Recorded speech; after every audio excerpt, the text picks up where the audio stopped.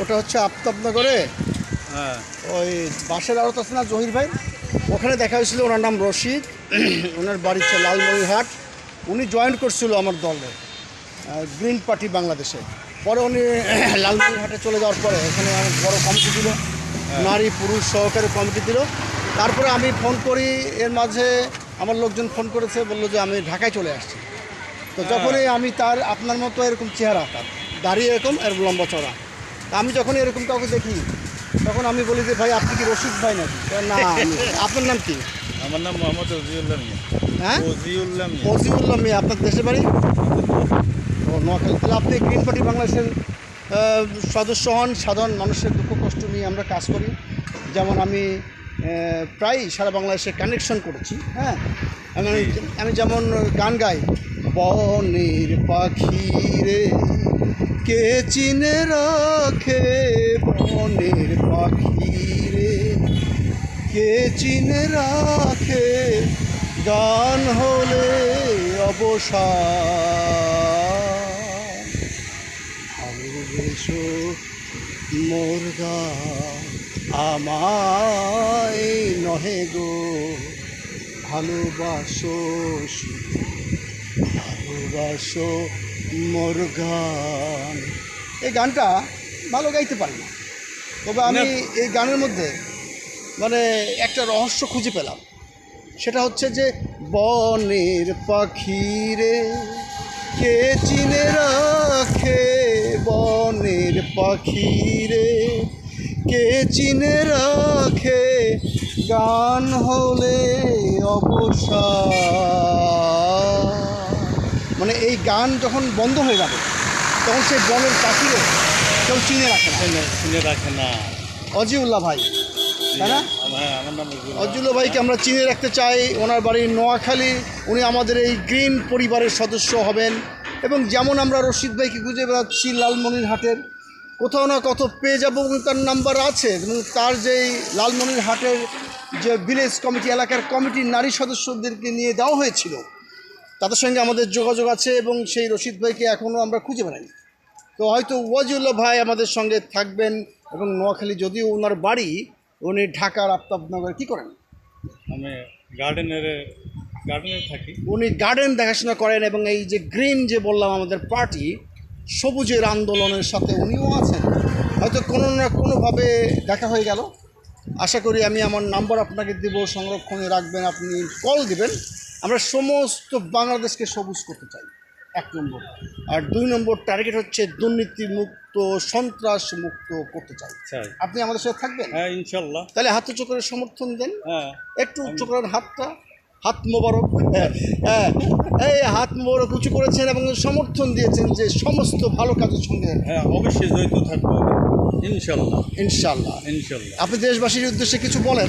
না, দেশবাসীর জন্য, দেশবাসী আমাদের ভাই বোন আছে, আমাদের সমাজ আছে, নমাজ আছে, সবাইকে আমি বলিতেছি যে নতুন সমাজ গঠন, নতুন আমরা সামনের দিকে অগ্রসর করতে পারি কীভাবে, এটাই আমাদের পরিকল্পনা করি, আশা রাখতেছি। এখন বাকি আল্লাহর কাছে, আল্লাহ কী করে তা জানি না। আল্লাহ কী করে তা জানি না। আপনাকে অসংখ্য অসংখ্য ধন্যবাদ। এই হলো আমার নাম্বারটা আপনাকে দিলাম, যোগাযোগ রাখবেন। আমরা অনেকগুলো বিষয়ে হেল্প করব, যেমন আপনার স্বাস্থ্য সুরক্ষা, আইনি সহায়তা থেকে আরম্ভ করে অনেকগুলো ফ্রি সার্ভিস পাবেন ফোন করলে, যেখানে আমরা মানে এটাকে কী বলে, এআই টেকনোলজির মাধ্যমে বিভিন্ন বিশেষজ্ঞ ডাক্তার বা আইনজীবীর সঙ্গে ডিসকাস করে, কনসাল্ট করে আপনাকে একটা আমরা সমাধান দেওয়ার চেষ্টা করব। আপনি, আপনার পরিবার, আপনার গ্রামবাসী, এলাকাবাসী সবাইকে নিয়ে যাতে ভালো থাকতে পারেন, এটাই হচ্ছে আমাদের। ইনশাল্লাহ গ্রিন পার্টি বলেন, গ্রিন পার্টি আমাদের বলবেন, গ্রিন পার্টি আমাদের জীবনে বয়ে আনুক শান্তি। গ্রিন পার্টি আমাদের জীবনের বয়ে আনুক শান্তি। সবাইকে অসংখ্য অসংখ্য ধন্যবাদ। আসসালামু আলাইকুম। অজিউল্লাহ ভাই আমাদের সাথে থাকবেন। এবং যদি ওনার বাড়ি নোয়াখালী, আমি নোয়াখালীর মানুষের সম্পর্কে এটুকু বলতে চাই যে নোয়াখালীর মানুষ খুব আন্তরিক হয়, এবং যেখানে যেখানে নোয়াখালীর লোক পায় তারা সেভাবে সাপোর্ট করে। সেটা আমি লক্ষ্য করেছি যে এটা সাধারণত অন্যান্য জেলায় হয় না, এটা নোয়াখালীর ক্ষেত্রে হয় আর কি। খুবই চমৎকার একটা আইডিওলজি তাদের মধ্যে, যাদের বাড়ির নোয়াখালী। তারা কেউ নোয়াখালীর মানুষ পেলে জীবনটা দিয়ে দেয়, এমন অবস্থা। ওয়াজিউল্লাহ ভাইকে অসংখ্য ধন্যবাদ। নোয়াখালীর মতো বাংলাদেশের সমস্ত জেলার মানুষ যেন আন্তরিক থাকে, এই আন্তরিকতার একটা ছায়া আমি দেখতে পাই। বিশেষ করে অন্যান্য জেলার কথা আমি কিছু বলবো না, আমার বাড়ি ফরিদপুর। ফরিদপুরের লোক দেখলে আর এক ফরিদপুর থাকে অনেক দূর, কিন্তু অন্যান্য জেলার ক্ষেত্রে সেটা প্রযোজ্য নয়। এখানে একটি বিল্ডিং হচ্ছে নতুন, যে পিলারগুলো বানানো হচ্ছে দেখলাম রডগুলো অনেক চিকন, কিন্তু সামনে যে ভূমিকম্পের একটা সম্ভাবনা আছে, চাচা ভূমিকম্পের সম্ভাবনা সামনে আসে না, শুনেছেন? তাহলে সেখানে রড একটু মোটা দিতে হবে না? সেই একটা আবদার বা অনুরোধ আমাদের থাকবে, যারা নতুন বিল্ডিং করবেন তারা যেন ওই বিল্ডিংয়ের পিলারগুলো রডগুলো স্ট্রং হয়। কি বলো, তুমি কি বলো? না ঠিক আছে তো। তোমার রড কি স্ট্রং? তো তুমি কি রডের কাজ করো না? না না, পাম্পে কাজ করি, ওয়াশার পাম্পে, মানে পরিষ্কার পানি দেওয়ার জন্য। নতুন কি জনগণের পানি খাওয়ার জন্য করি। জনগণের পানি খাওয়াবা?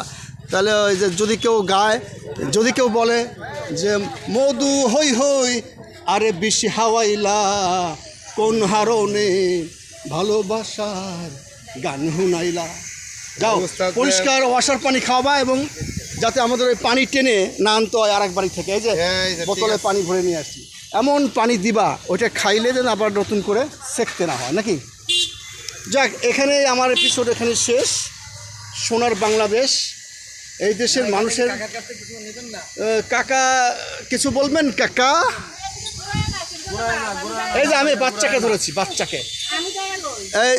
এখানে আমার কাকার যিনি সহধর্মিণী একসাথে কাজ করছেন, তাদের দিকে ক্যামেরা ট্র্যাক করা যাচ্ছে না, কেননা তারা মানে ঠিক কমফোর্ট ফিল করছেন না। কিন্তু যারা এখানে কাস্টমার আছেন তারা নির্দ্বিধায় হাসি মুখে আছেন, এবং এই কাস্টমারদের সঙ্গে কিছু কথা বলা যেতে পারে। ভাই আপনার নাম? উনি আপনার ইনচার্জ। ভাই একটু কথা বলতে পারি? ভাইজান, এই যে দেশের ভূমিকম্প আশঙ্কা আছে, এই ব্যাপারে আপনার কোনো মন্তব্য আছে? 100 গজ দূরে থাকেন, আমি সোশ্যাল মিডিয়া থেকে। আচ্ছা, উনি বলছে 100 গজ দূরে থাকতে হবে ভূমিকম্প থেকে। আপনি? আজকের মতো এখানে শেষ করছি আমাদের এই এপিসোড। নতুন করে আবার কোথাও নতুন কোনো এপিসোড নিয়ে কথা বলবো, দেখা হবে আপনাদের সঙ্গে। আসসালামু আলাইকুম, ভালো থাকবেন সবাই।